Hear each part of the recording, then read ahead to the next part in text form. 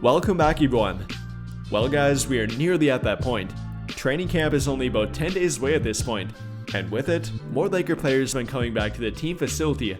Not only their young players, but now their veteran players as well.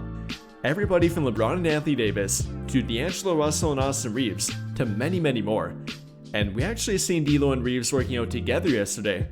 And with them being very good friends, it's really not that surprising. Though it's definitely a bit controversial, primarily from the fanbase being a bit unhappy with them and especially D'Angelo Russell.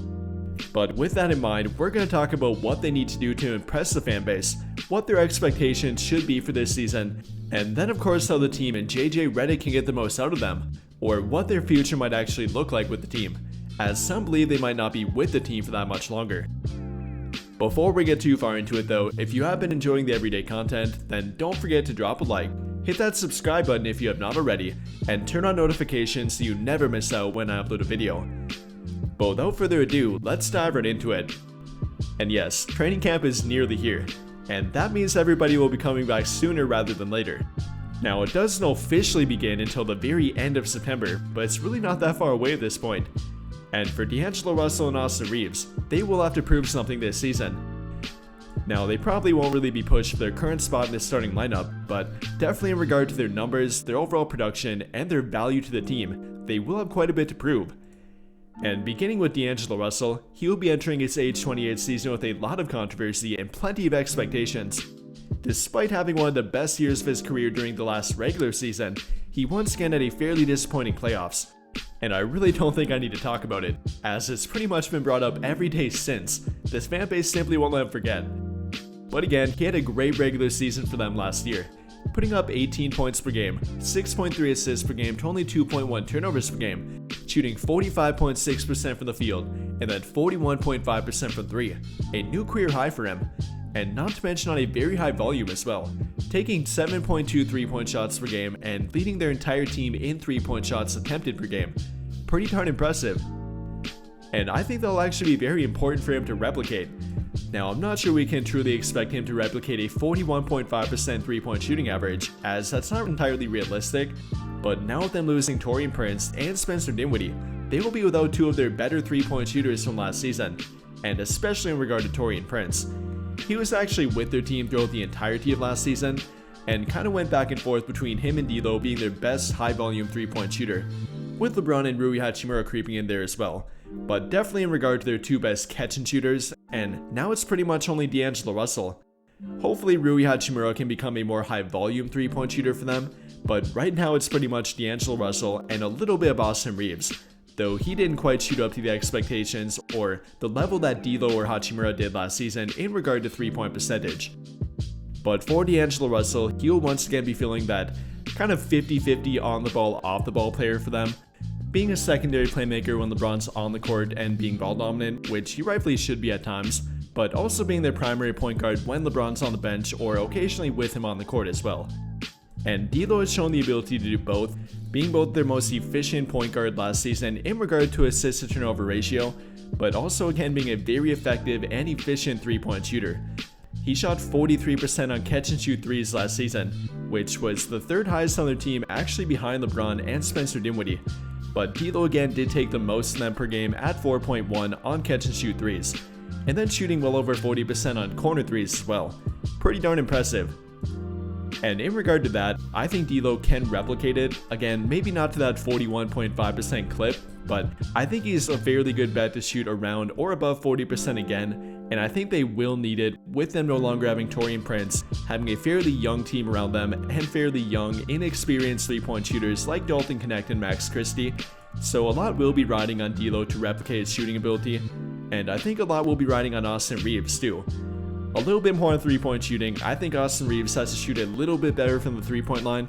Now, he didn't have a bad 3-point shooting season, shooting about 37% from 3 overall, but definitely not what he did during the prior season at about 40%. He did take more per game at 5.1 compared to 3.4, but he kind of had tired legs, especially during the early part of the season after playing in the FIBA World Cup, and it felt like he never truly recovered.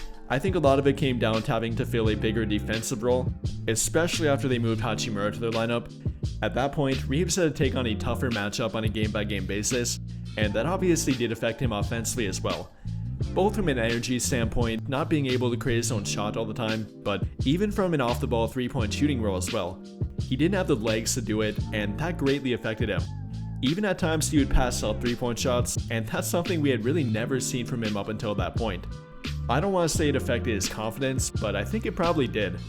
More often than not, when you go through a rough shooting patch and you can't really find the three-point shot or don't have the energy to do it, that will affect your confidence, even for a very confident guy like Austin Reaves.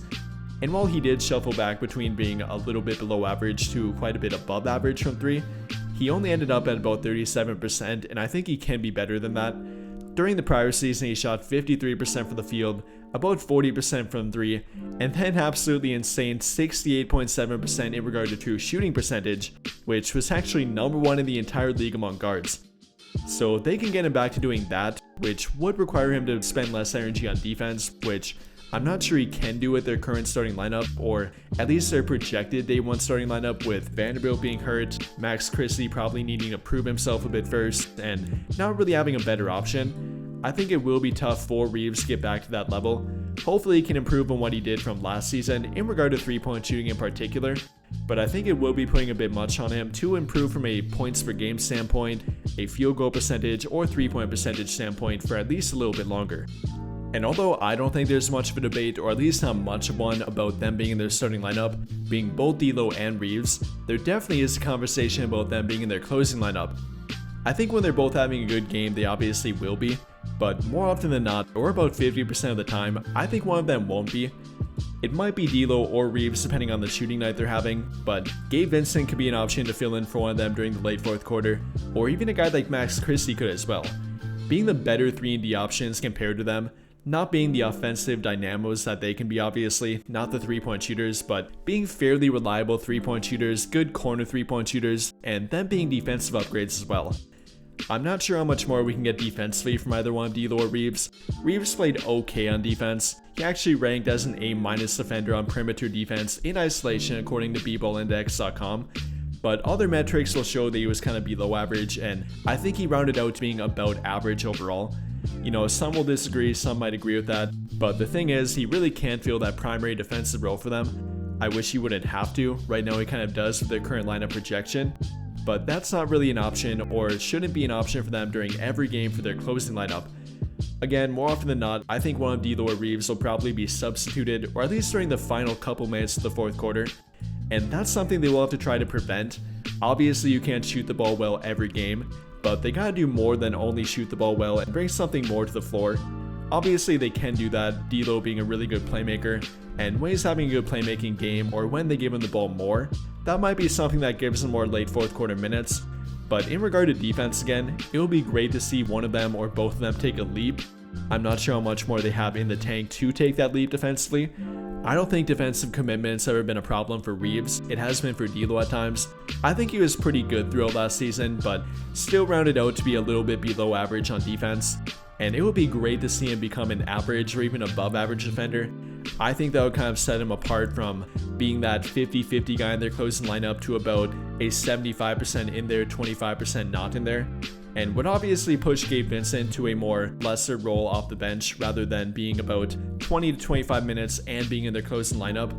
That's something that D'Lo would really benefit from, and not only from a closing lineup standpoint, but in actual remaining on their team standpoint as well. That's been a big topic of debate. Will they trade him? Can they trade him? Will they keep him for now and then trade him at the trade deadline? I'm not really sure how it'll pan out. I don't think they'll be trading him for quite a few months at the very least. I think they probably will reevaluate it at the trade deadline. But depending on what he shows throughout the regular season and the value he's giving them compared to his salary, I think they might look to keep him. I think it definitely will be a thought in the back of their mind about the playoff performance and when that comes around. But, you know, he is a really valuable player for them in the regular season. And if he could take another leap in regard to something else, being defense, playmaking, or whatever it might be, that could keep him on their team a bit longer, even though some might not agree with it. And then I don't really think there's a question about Reaves. They made it very clear that they don't want to trade him, have kind of even refused to trade him at times. Not completely being against it, but it would have to be for an absolute star player. And with that not being a very likely outcome, and with there not being many true star players and good fitting ones available, I don't see that happening. I think he'll be with their team throughout the entire season and probably longer than that. And with him having shown improvement every single season of his 3-year NBA career, I think that's probably a good thing as well, and especially compared to his contract value.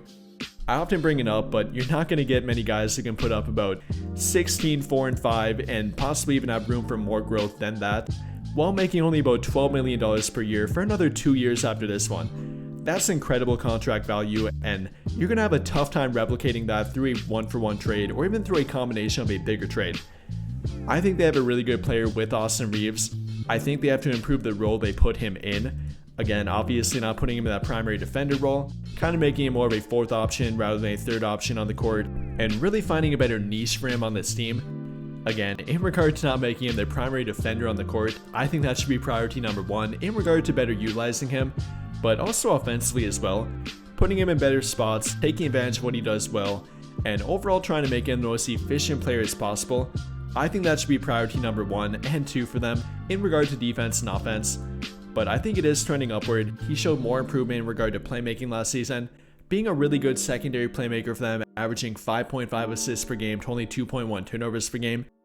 And if they can get back to that efficiency level he showed during the prior season, they could get a borderline all-star level player from Austin Reaves, and that would really be the end goal here for them in my opinion. But overall, I'm not mad that they kept either one of D'Lo or Reaves. I don't think that's a bad thing, especially with the trade value for them, especially in regard to D'Lo. And with them having shown no chemistry problems at all throughout last season, if anything, they're 2 of the most well-liked guys in the entire team, I think it's completely fine with them quote-unquote running it back with them, even being D'Angelo Russell. They have plenty of team chemistry. I love the team continuity entering year number 3 or kind of 2.5 with D'Lo on their team. And I think they will be a really solid regular season team. A lot of people are mad they didn't make more moves, but if you purely look at what their starting lineup and overall team did after the trade deadline, they were 23-10, and that's the top 5 record in the NBA, and there's nothing saying that they can't do that again with this current team. I think they have the ability to do it, and even though I think they should make a change later on down the road, probably being at the trade deadline, that doesn't mean they can't be a solid team and definitely be well above average until that point.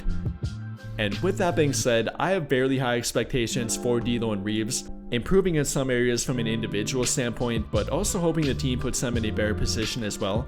And overall, again, I think they can help the team and will help the team this season. But let me know what you guys think. What are your expectations and thoughts about D'Lo and Reaves entering the upcoming season and simply training camp? Let me know your thoughts in the comments down below. But with that being said, I think that'll pretty much do it. And if you enjoyed the video, then don't forget to drop a like, hit that subscribe button if you have not already, and turn on notifications so you never miss out when I upload a video. But as always, thank you for watching and have a great day.